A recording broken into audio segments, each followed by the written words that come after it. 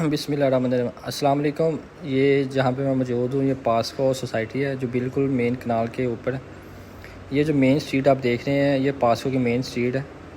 Main street अंदर inter होते साथ ही यहाँ पे 1 2 3 स्ट्रीट छोड़ के चौथी स्ट्रीट है जहाँ पे एक 10 मरले का कॉर्नर का पीस है फॉर सेल के लिए।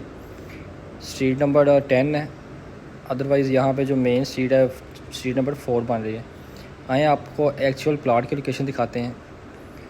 सिर्फ इसका मेन का रोड 50 फीट है, बाकी रोड रेजिडेंशियल एरिया जो है चाहे वो 10 मरला है चाहे वो कनाल है, यहाँ पे 30 फीट कारपेट रोड है। ये जो शेड लगा हुआ है ये एक्चुअल लोकेशन है प्लाट की। ये सामने बिल्कुल पार्क मौजूद है, इर्द गिर्द सारे घर बने हुए हैं। बिल्कुल ग्राउंड लेवल का प्लाट है। इलेक्ट्रिसिटी वापडा की गैस भी यहाँ पे मौजूद है।